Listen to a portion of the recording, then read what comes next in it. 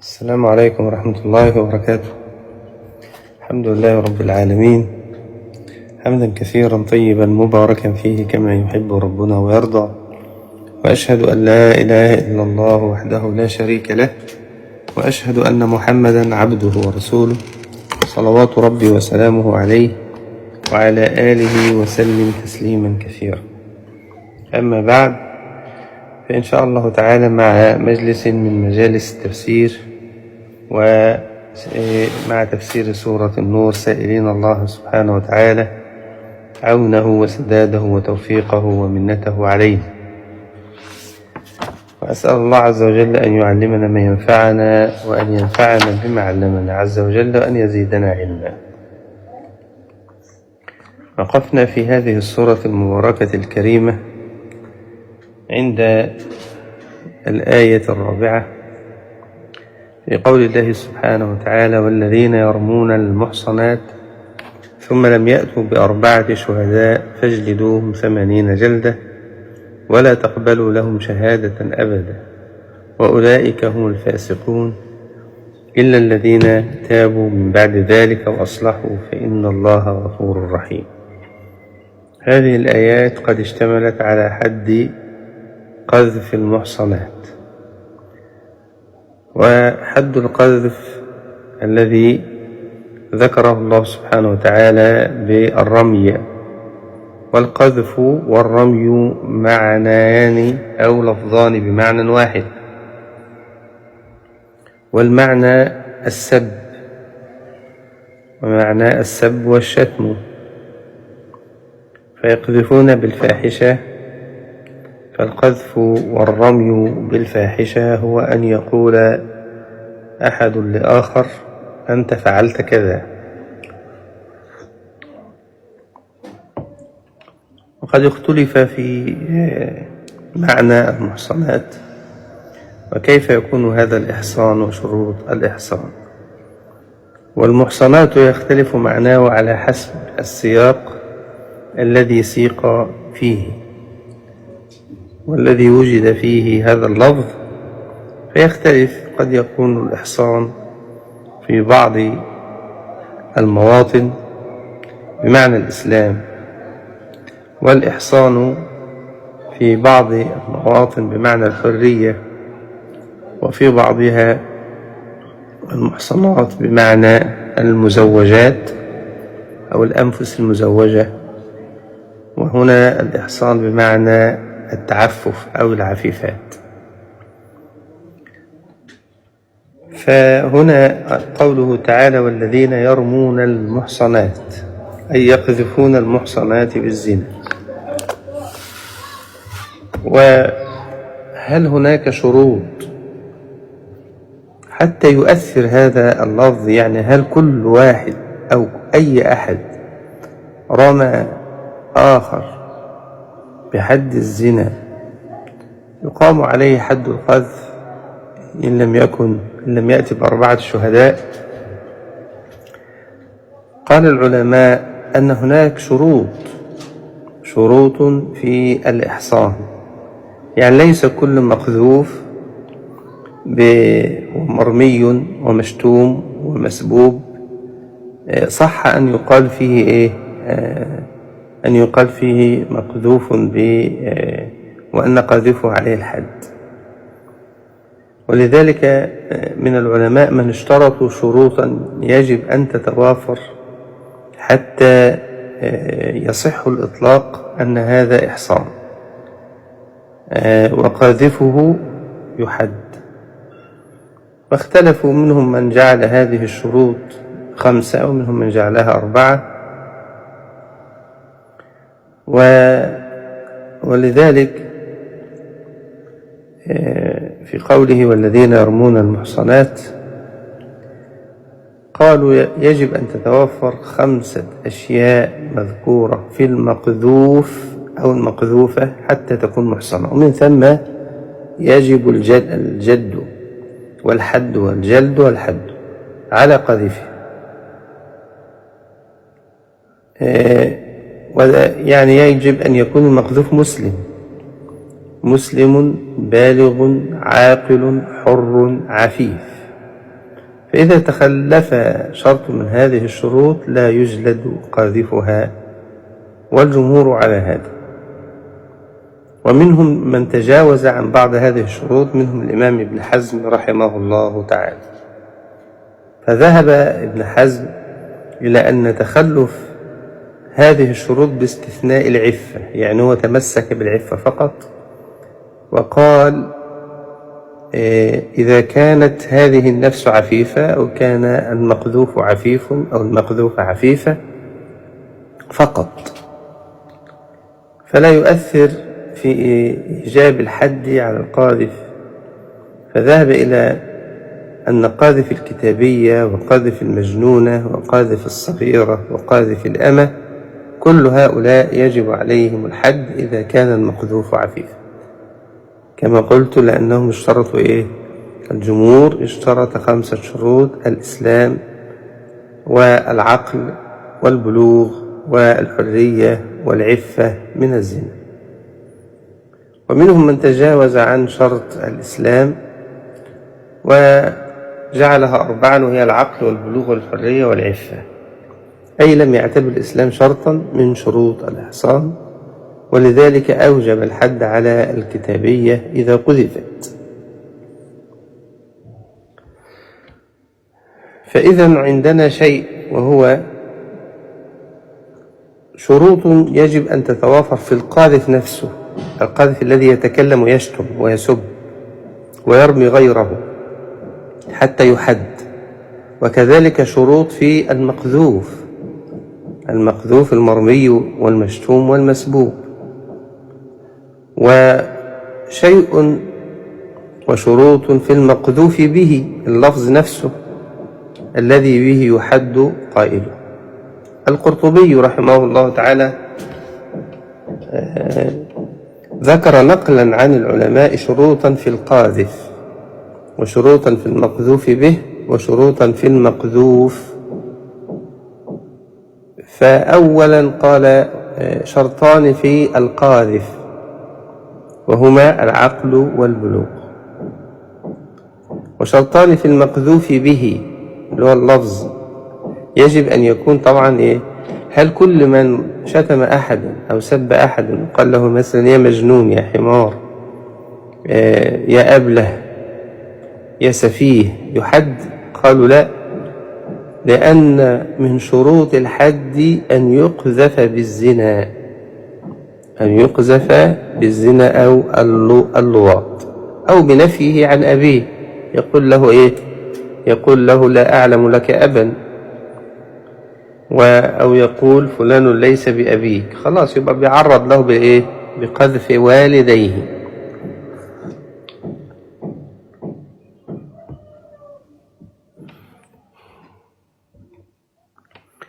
و5 شروط في المقذوف هي التي تقدمت معنا وتكلمنا فيها، وهي العقل والبلوغ والإسلام والحرية والعفة عن الفاحشة.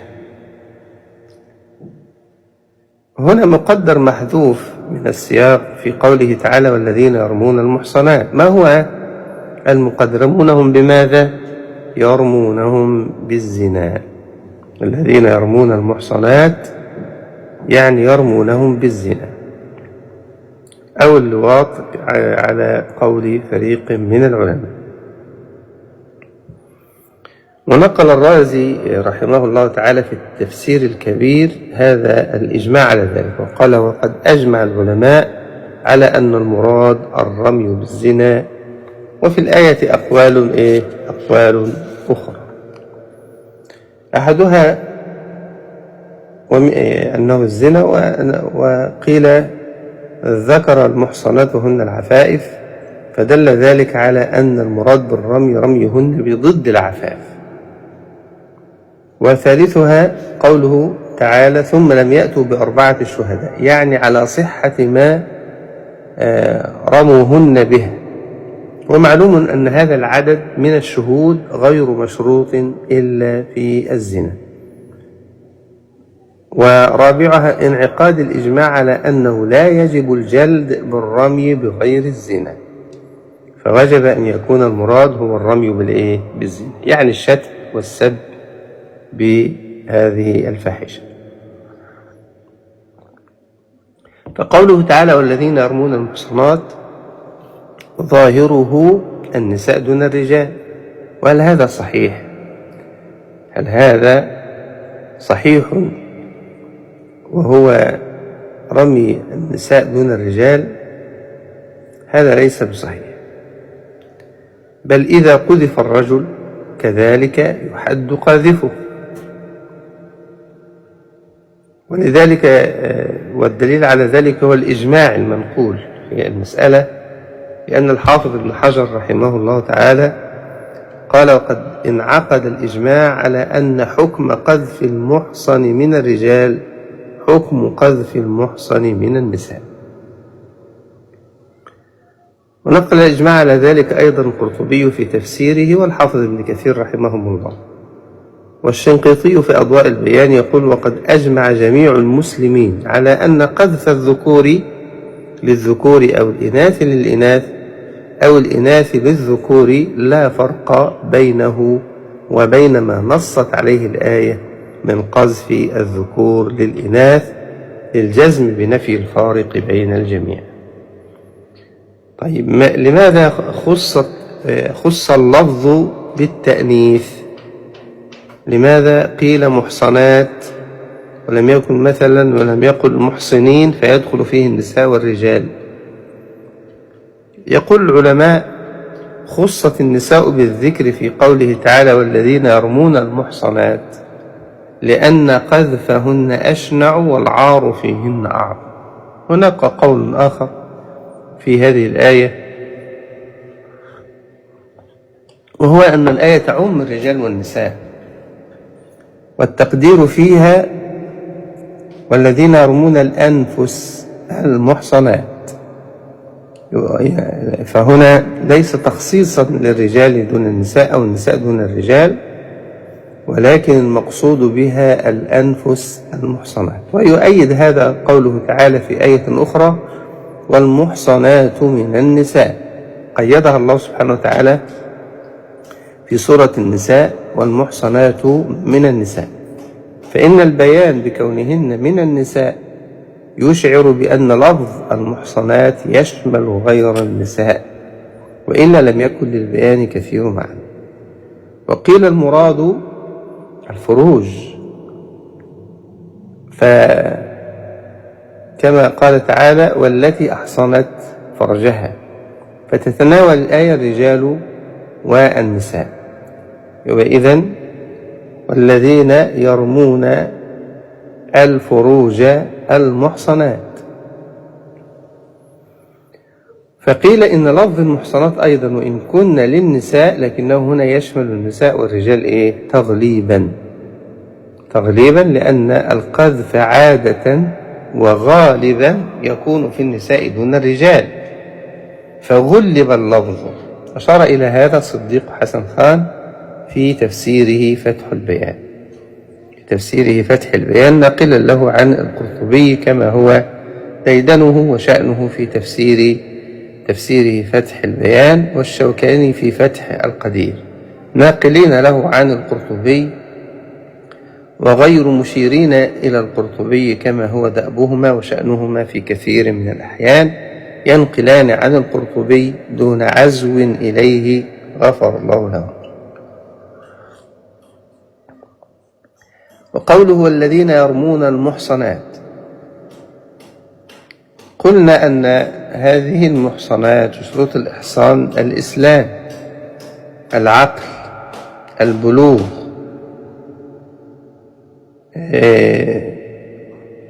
كل هذه شروط شروط إحصان الإسلام، العقل، البلوغ، الحرية، العفة. فإذا نحن اشترطنا وجود أن يكون المقذوف مسلم. طيب ما حكم من قذف كتابيا؟ طيب إذا قذف الكتابي مسلما فما الحكم؟ أما جمهور العلماء خلافا لابن حزم رحمه الله تعالى على أنه لا حد على من قذف رجلا من أهل الكتاب أو امرأة من أهل الكتاب. لماذا؟ نقول مرة أخرى لأنهم اشترطوا في الإحصان الإسلام. والذين يرمون المحصنات دي داخل تحتها إيه؟ دخل تحتها الإسلام، الحرية، الإسلام، العقل، البلوغ، الحرية، ثم العفة. فإذا الذي قذف غير مسلم أو غير مسلمة لا حد عليه. وهذا قول الجمهور من العلماء، أنه لا حد على من قذف رجلا من أهل الكتاب أو امرأة. ونقل القرطبي في تفسير هذا عن ابن حزم إلى وجوب الحد على من قذف محصنة من أهل الكتاب. إذا خالف في هذه المسألة ابن حزم. وإذا قذف النصراني المسلم يعني أو قذف الكتابي مسلما حرا فعليه ما على المسلم 80 جلدة. قال القرطبي لا أعلم في ذلك خلافا. ولفظ المحصنات هل هو خاص بالأحرار أم يشمل العبيد والإماء؟ هذه مسألة جيدة. يعني من قذف امرأة أو عبدا عفيفا، هل من قذفه بزنا هل يحد ولا لا؟ لو تذكرنا أننا قلنا في شروط الإحصان عند الجمهور أن يكون حرا، والعبد ليس بحر. فهنا ذهب الجمهور على أن الحر إذا قذف العبد لم يجب عليه الحد. وبالغ بعض العلماء في ذلك فنقل الإجماع على ذلك كالمهلب. فقد نقل عنه الحافظ ابن حجر في فتح الباري قوله أجمعوا على أن الحر إذا قذف عبدا لم يجب عليه الحد. لكن الإجماع هنا تعقبه الحافظ بقوله في نقله الإجماع نظر. فقد أخرج عبد الرزاق عن معمر عن أيوب عن نافع. طبعا رواية معمر عن أيوب مضطربة فيها كلام. عن ابن عمر عمن قذف أم ولد لآخر فقال يضرب الحد صاغرا. هذا بسند صحيح عن ابن عمر، لكن قلنا في رواية معمر عن أيوب ما قال.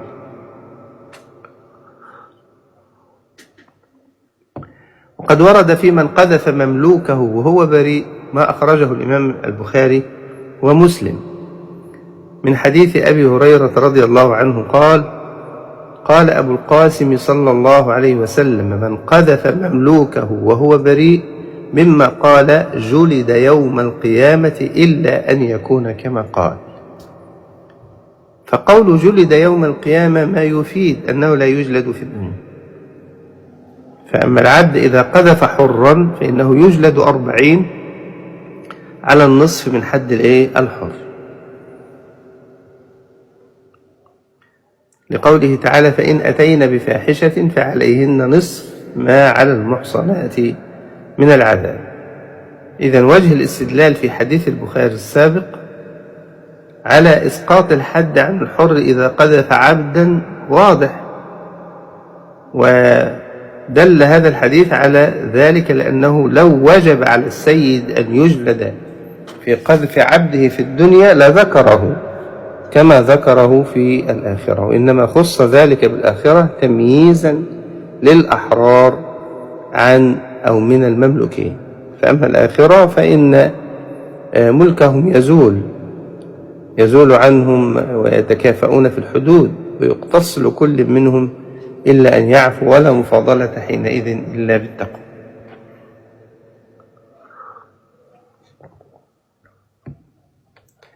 لكن ابن حزم كما في هذه المسألة فهو يخالف في هذه المسألة على طول الخط كما هو معلوم. ويستدل ابن حزم على قول الله سبحانه وتعالى أو بقوله عز وجل يا أيها الذين آمنوا إنا خلقناكم من ذكر وأنثى وجعلناكم شعوبا وقبائل لتعارفوا إن أكرمكم عند الله أتقاكم.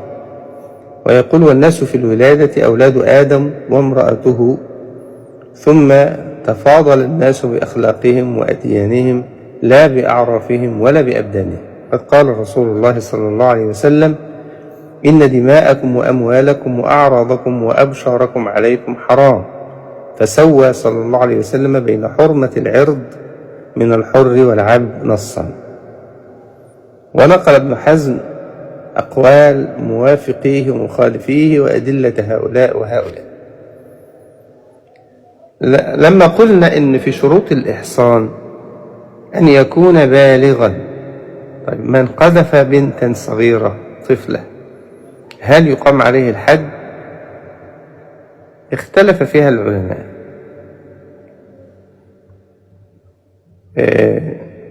وقلنا أن من شروط الإحصان أن يكون المقذوف بالغ. فمن ثم وردت الشبهة، ولذلك قال القرطبي رحمه الله إذا رمى صبية يمكن وطئها قبل البلوغ بالزنا كان قاذفا عند الإمام مالك. وقال أبو حنيفة والشافعي وأبو ثور ليس بقذف. لماذا؟ لأنها لم تبلغ، لأنه ليس بزنا إذ لا حد عليها ويعذر. قال ابن العربي والمسألة محتملة مشكلة، لكن مالك طلب حماية عرض المقذوف، وغيره راعى حماية ظهر القاذف، إلى آخر ما قال. ابن المنذر يقول لا يحد من قذف من لم يبلغ، لأن ذلك كذب ويعذر على الأذى.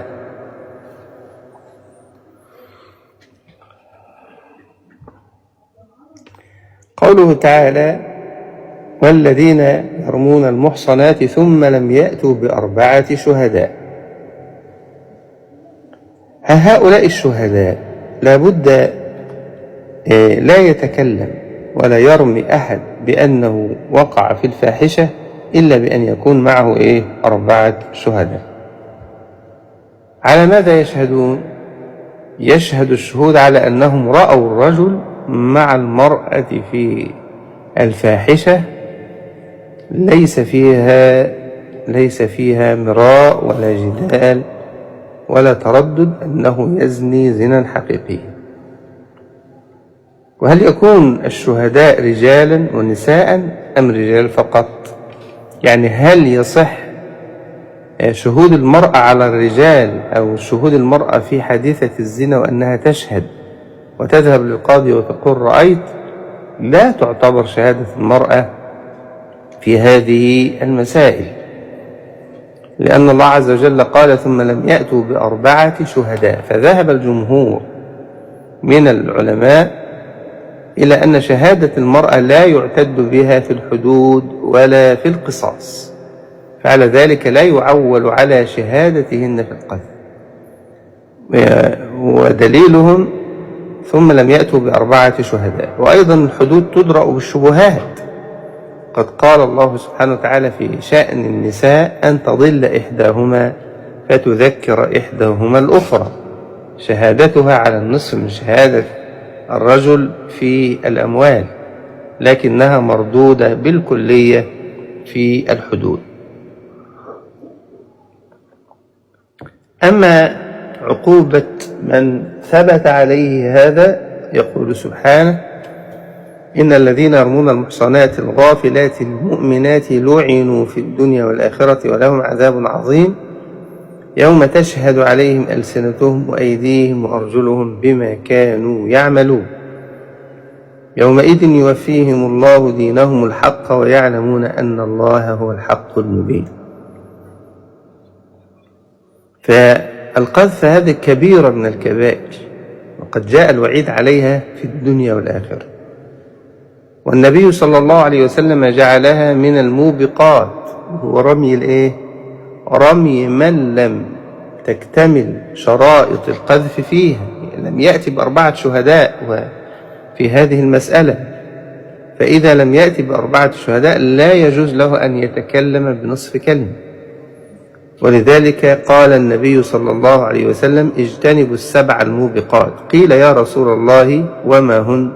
قال الشرك بالله والسحر وقتل النفس التي حرم الله إلا بالحق، وأكل مال اليتيم، وأكل الربا، والتولي يوم الزحف، وقذف المحصنات الغافلات المؤمنات.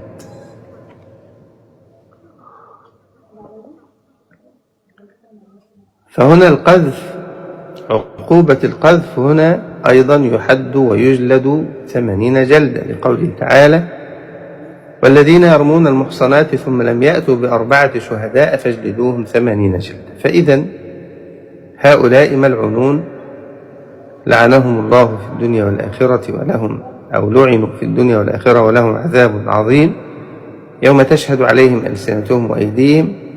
أيضا ارتكبوا كبيرة من الكبائر وموبقة من الموبقات، وهي قذف المحصنات الغافلات المؤمنات، وكذلك عليهم أن يحدوا ويجلدوا 80 جلدة، وكذلك ترد شهادتهم، لقوله تعالى: ولا تقبلوا لهم شهادة أبدا. وكذلك إضافة على ما سبق يكون فاسقا، يكون اسمه فاسقا. لكن هل هذا الحد حق لصاحبه يصح له أن يتنازل عنه ويكون هناك إصلاح ومصالحة فيه وتنازل عن الحد؟ يجوز له ذلك، يقول أنا عفوت عن، أم هو حق خالص لله سبحانه وتعالى يحد صاحبه سواء أقام المحدود دعوة على القاذف أم لم يقمها، تنازل أو لم يتنازل؟ ذهب أكثر العلماء إلى أن المقذوف إذا عفى عن قاذفه فإن الحد يسقط عن القاذف، لكن يخالف أبو حنيفة في هذه المسألة. لكن هذا قول الجمهور.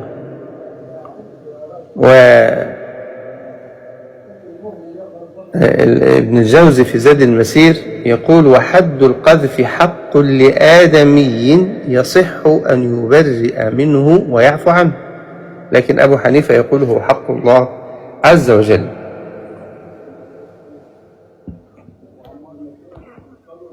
القرطبي يقول: ولا خلاف أنه إذا لم يجلد القاذف بأن مات المقذوف قبل أن يطالب القاذف بالحد أو لم يرفع إلى السلطان أو عفى المقذوف فالشهادة مقبولة. إذن عندنا قول الجمهور بأنه حق حق للآدمي، حق للمقذوف، يجوز له أن يتنازل عنه وأن يصطلح عليه وأن يعفو. أما أبو حنيفة فيقول أنه حق لله سبحانه وتعالى. لكن قوله تعالى: والذين يرمون المحصنات، أي بصريح اللفظ، يعني يرمونهم بلفظ صريح. فما حكم من عرض ولم يصرح؟ من عرض يعني قال كلاما موهما ولم يصرح بالحد. يعني التعريض له ألفاظ مختلفة، بأن يقول له بأن يعرض، يقول له أما أنا فلا أفعل مثل هذا، لا أفعل، أما أنا فلا أزني، أو أما أنا فلست بزاني، يبقى يعرض به هو. أما يقول أما أنا فلأبوي انظر نفسك، فهذا تعريض. فهل هذا التعريض يعد قذفا أم لا؟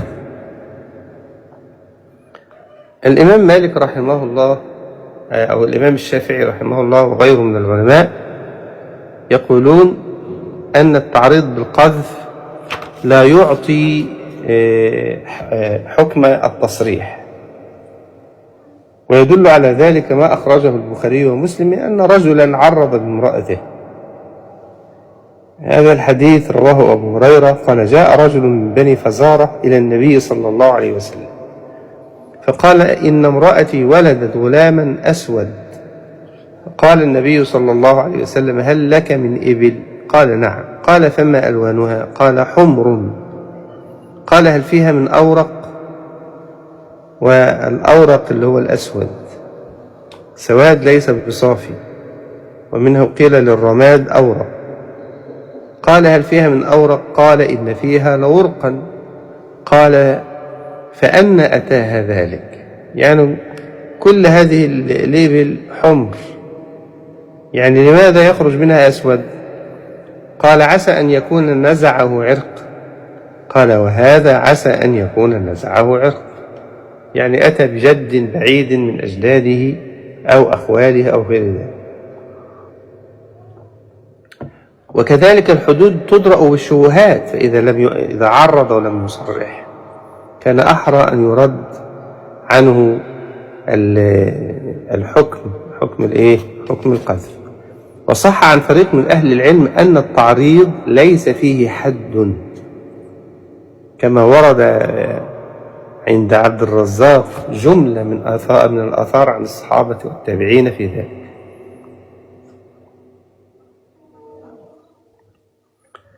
ويعني فرق الله سبحانه وتعالى في كتابه أيضا بين التعريض والتصريح، حتى في المرأة التي تعتد يجوز للخاطب أن يعرض لها، أن يعرض بإرادة النكاح، ولا يجوز له أن يصرح، فدل على التفريق بين التعريض والتصريح، لقوله تعالى ولا جناح عليكم فيما عرضتم به من خطبة النساء أو أكننتم في أنفسكم علم الله أنكم ستذكرونهن ولكن لا تواعدوهن سرا إلا أن تقولوا قولا معروفا.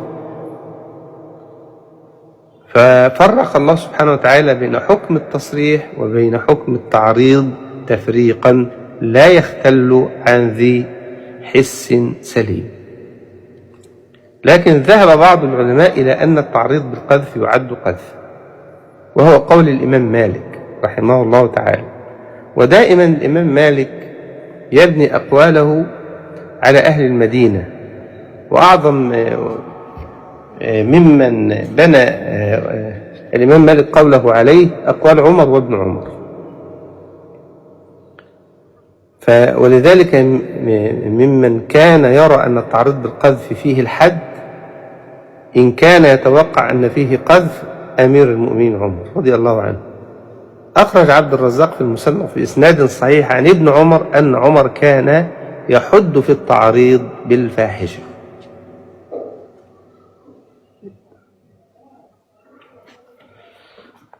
واستدل على ذلك بجملة من الأدلة، منها قول قوم شعيب لشعيب إنك لأنت الحليم الرشيد، يعرضون له بالسفه والضلال، فيقولون كأنك يستهزئون بذلك إنك لأنت السفيه الضال، فعرضوا له بالسب بكلام ظاهر المدح، فالله سبحانه وتعالى آخذهم على ذلك.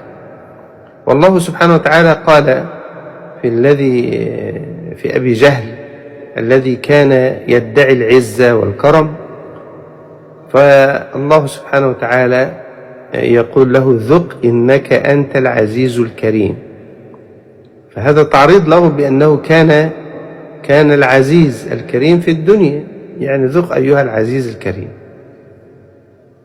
وهؤلاء قوم مريم عرضوا بمريم يا أخت هارون ما كان أبوك امرأ سوء وما كانت أمك بغية، يعني لماذا أنت كذلك؟ فمدحوا أباها ونفوا عن أمها البغاء أي الزنا، فهذا تعريض لمريم بذلك. ولذلك قال تعالى وبكفرهم وقولهم على مريم بهتانا عظيما. وقوله تعالى قل من يرزقكم من السماوات والأرض قل الله وإنا أو إياكم لعلى هدى أو في ضلال مبين. فهذا اللفظ قد فهم منه أن المراد به أن الكفار على غير هدى، وأن الله تعالى ورسوله على الهدى، وإنا أو إياكم لعلى هدى أو في ضلال مبين. فما دام الله سبحانه وتعالى ورسوله صلى الله عليه وسلم على الهدى فإذن هذا تعريض لهم بالضلال. وحبس عمر رضي الله عنه الحطية لما قال دع المكارم لا ترحل لبغيتها واقعد فإنك أنت الطاعم الكاسي، فشبهه بالنساء في أنهن يطعمن ويسقين ويكسون. ولما سمع قول النجاشي قبيلته لا يغدرون بذمة ولا يظلمون الناس حبة خردل، قال ليت الخطاب كذلك وإنما أراد، أو ليت الخطاب كذلك وإنما أراد الشاعر ضعف القبيلة، فهو عرض بضعف القبيلة. قبيلته لا يغدرون بذمة ولا يظلمون الناس حبة خردل، يعني ما عندهم شيء يستطيعون أن ينتصروا به، فهم ضعفاء.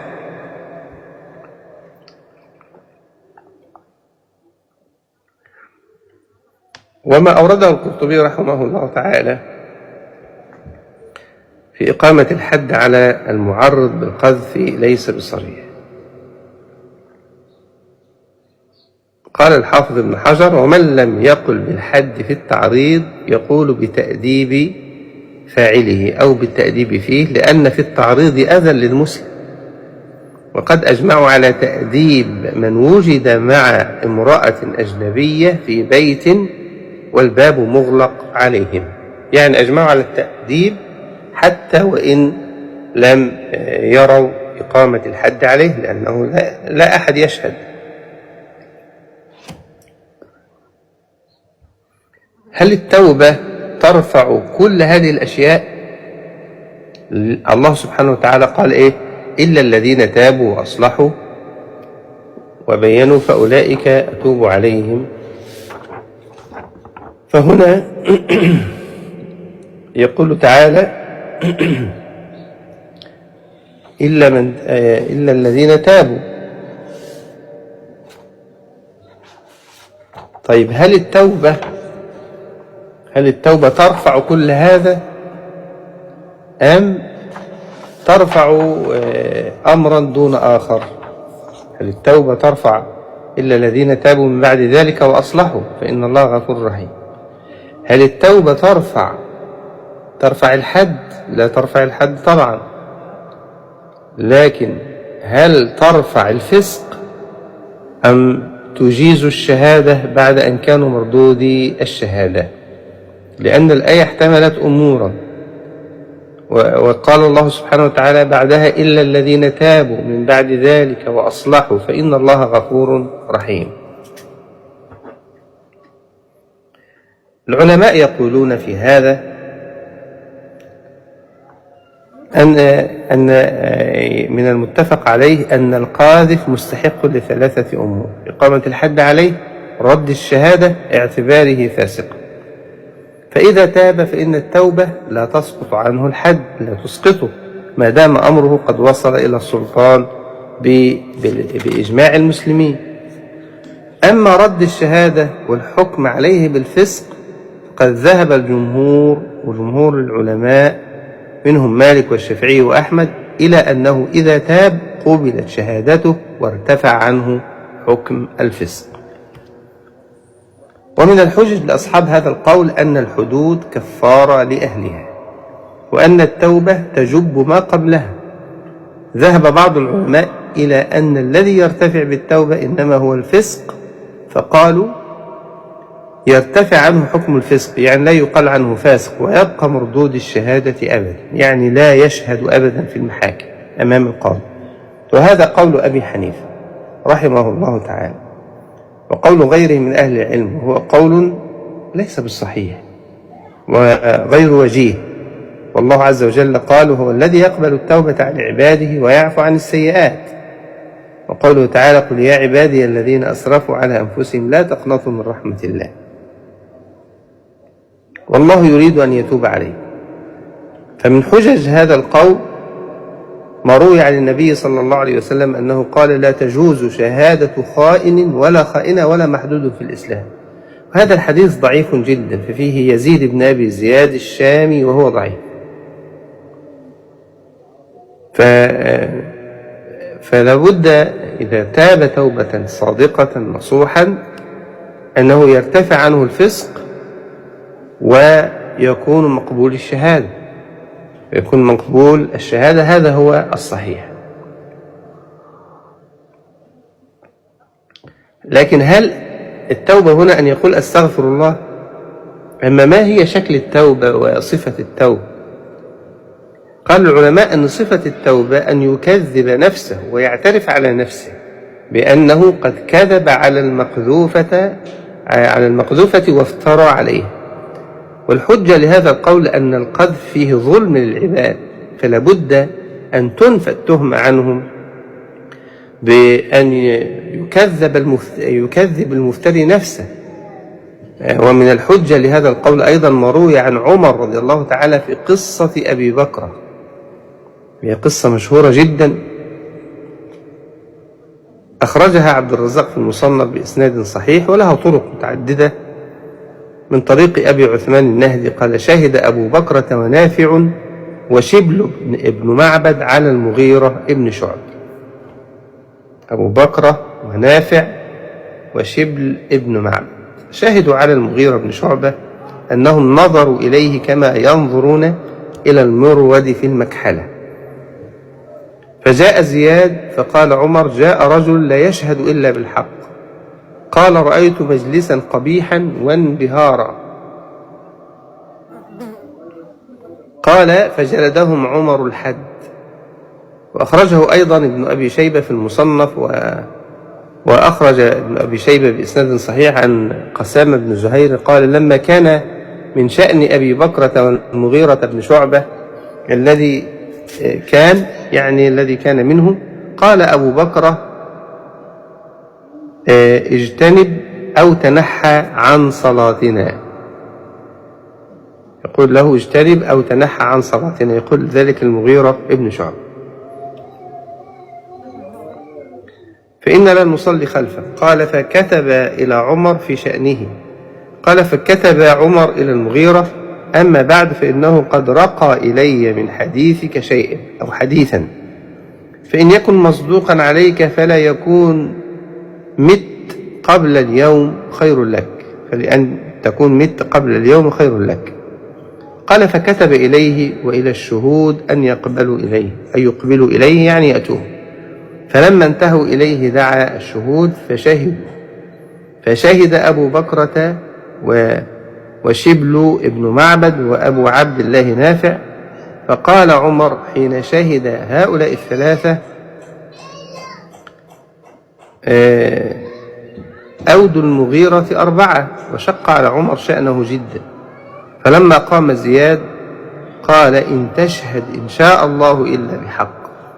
ثم شهد قال: أما الزنا فلا أشهد به، ولكني رأيت أمرا قبيحا. فقال عمر: الله أكبر، حدوهم. فجلدوهم. فلما فرغ من جلد أبي بكرة قام أبو بكر فقال: أشهد أنه زاني. فهم عمر أن يعيد عليه الحد، فقال علي: إن جلدته فارجم صاحبك. فتركه فلم يجلده، فما قذف مرتين بعد. هذه كلها أمور تدل على أن عمر رضي الله تعالى عنه كان عمر يعامل أبا بكر، لأن أبو بكر لم يرجع عن قوله. لما قذفوا المغيرة ورموه، فلما عرضوا أو عرضوا مع المغيرة على أمير المؤمنين عمر، شهد الثلاثة كما مر على المغيرة بأنه قد زنى، وأما الرابع فلم يصرح برؤيته للزنا، بل قال: رأيت منظرا قبيحا وانبهارا. فجلد عمر الثلاثة وقال لهم: توبوا تقبل شهادتكم. فتاب الرجلان ولم يتب أبو بكرة، فكان أبو بكر لا تقبل شهادته. والقول الثاني أنه لا يلزم أن يكذب نفسه، بل توبته وصلاح حاله وندمه على ما فرط منه من ذلك والاستغفار منه، وتركه العود في مثل ذلك من الجرم. وهذا هو اختيار الطبري رحمه الله تعالى. وطبعا الله سبحانه وتعالى ذكر الإصلاح بعد التوبة. ما هي الإصلاح؟ الإصلاح هنا إظهار التوبة من القذف، يعني لا يعود للقذف مرة أخرى، فلا بد من مضي مدة عليه في حسن الحال حتى تقبل شهادته وتعود ولايته ويظهر عليه أثر الصلاح. من العلماء من قدر هذه المدة بسنة، ومنهم من لم يقدرها وتركها لأعراف الناس. وهذه الآيات دلت على أن التوبة